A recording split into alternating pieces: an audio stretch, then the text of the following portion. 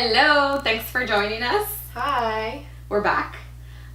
Today what we wanted to talk about really briefly is just what we get asked the most in terms of weight loss and fitness and nutrition. I think both of us have been around long enough and people know kind of what we do enough to follow up with us pretty regularly about some basic questions that they have. And so what we're going to do today is just kind of go over some of the ones that we get most often. We're going to go with our top 4. And we kind of like have a good consensus that we agree on these things, so it's not like just my answer is my answer and her answer is her answer. Like, these are things that we genuinely agree on. We both get. So I think you guys will like it. So Yeah. These are the top 4 that we get asked the most. You go first, or am I going first? I think, well, it doesn't matter. Okay. I think the one thing that we get asked a lot is, should I count my calories? And that one definitely is one where it depends on you. I found that in the beginning of my weight loss journey, I did not count. It wasn't until I lost a certain amount of weight that I gradually became aware of calories, and what calorie counting allowed me to do was set me up with a basis. The way I was eating before was just all over the place. So calorie counting for me worked in a sense of it gave me a measurable number.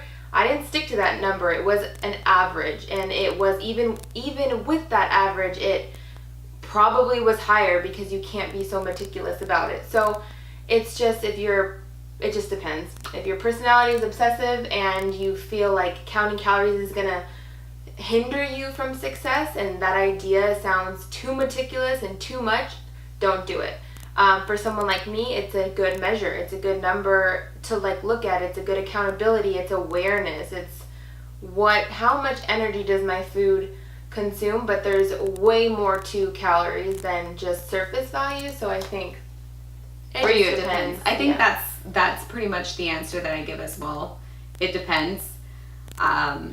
There's different people that, like you said, are very meticulous and they're gonna thrive on that, but it might actually be a negative effect for them. Like your mental wellness. And I think there's other people that don't want to track anything, and those are the ones that might actually benefit from tracking. I think for me, the amount of calories that you consume at the end of the day is important. Obviously, if you overconsume calories, your weight loss isn't going to be there. If you underconsume calories, obviously you're going to lose weight, but there's a happy medium, and counting calories and being obsessed with a certain number isn't necessarily always the solution. And that leads into our next question that we get asked the most, which is, what should I eat? And that's huge one. Once you establish kind of like a healthy range for your calories, I think the next step is what those calories are made up of. What are where those they're coming macronutrients? from, the quality of where they're coming from.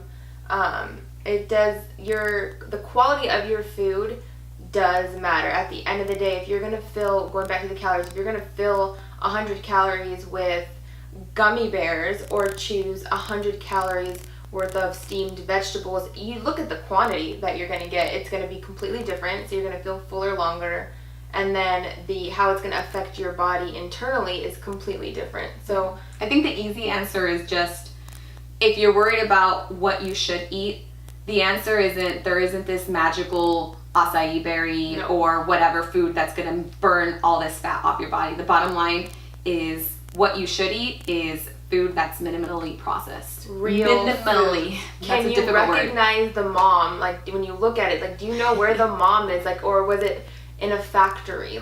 Can you say, okay, this is beef. The beef is mom is a cow, whatever. Yeah, just focus on whole foods. Real ingredients, real food, minimally processed. Not in a package. And that's actually, if you're someone who can't count calories, Smallest mentally, ingredients. That's a way to... If you're focusing on the real foods, you're naturally gonna eat less calories if and you're it's gonna be good eating those calories. wholesome foods. Yeah. So there's no magic food, no magic combo, no magic nothing when it comes to weight loss. Having that good balanced variety. But this is the next there question. is the question of macronutrients. So your macronutrients are basically your proteins, your fats, and your carbs. And currently the environment is very anti-carb. So that's what we get asked a lot. Like, should we fear carbs? Should we eat carbs? What carbs going to make me fat? And that's where I feel, and like we said, we kind of like agree on it. It just, where are the carbs coming from? Well, I agree. I feel like I agree with you. What do we agree on? I don't know yet. Let me talk, and then we'll figure it out. Exactly. We didn't talk about this one. I think the way I get my carbs are from vegetables. I don't fear, like, oh, sweet potatoes and blah, blah, blah, blah. There are people who won't even eat sweet potatoes because they think they're too carby. I don't mind. Like, if I'm going to get my carbs through vegetables. I'm not really big on bread and, like, an occasional, like, baked good, like, whatever.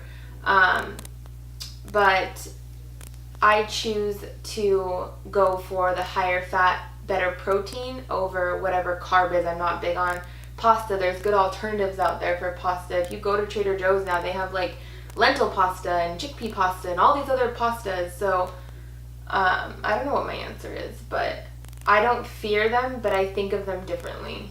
I think when people ask, are carbs bad? What they're really asking is, which carbs can I eat? And for me, I think the answer is, my suggestion to most people would be like, you shouldn't. In general, the overarching category of carbs, no, carbs aren't bad for you. Carbs, there's a place for carbs in your diet. But I think those carbs, number one, like Sarah said, you should be looking at the source. So are those carbs simple carbs? Like, are you eating candy? Is that your carb? Because that's a carb. But are you eating a vegetable, like Sarah said, even if it is a starchy vegetable? What is your carb source? And then number two for me would be, if you're an inactive person, if you're sitting at a desk or you're at home watching TV most of the time and you're not actually moving, does your body need carbs? No. You don't need carbs to do anything. You can rely on the fat and the protein. But if you're an athlete, or if you're somebody that's going to have an active day, or you're about to do your workout, or you're just coming back from a workout, then yes, that's when you want to consume the majority of your carbs. Those carbs are going to fuel your workouts, they're going to fuel your movement, and you don't need them if you're just sitting doing nothing.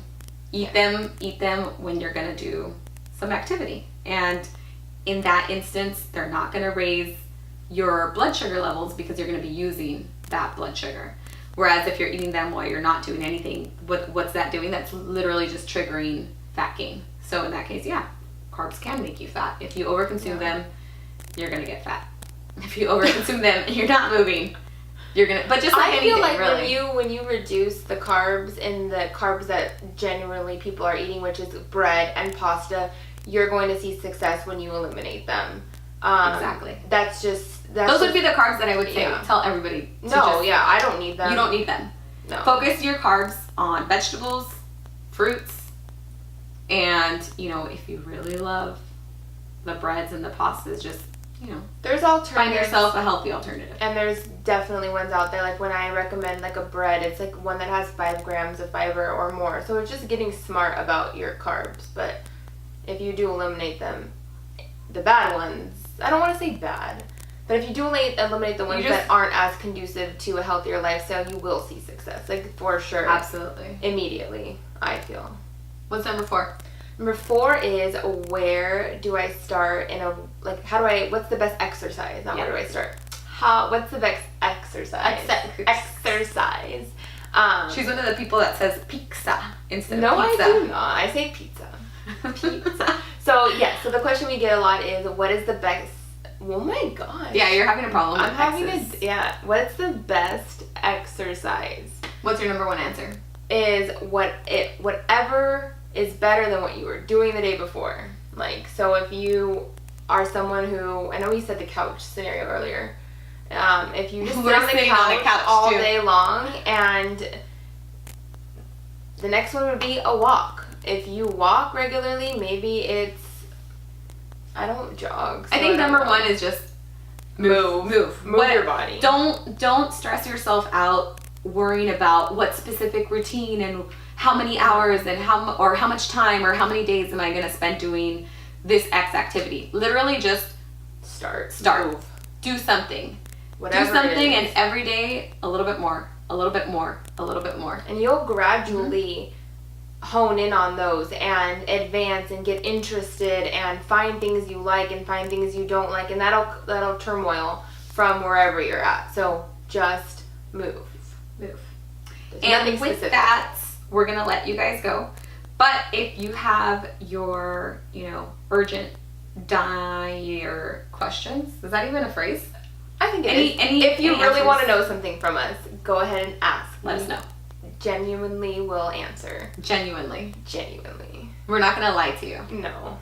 We might be wrong, but we're not going to lie. We might be wrong, but we base things off of what we do. So. All right, see you next time. Bye. Bye.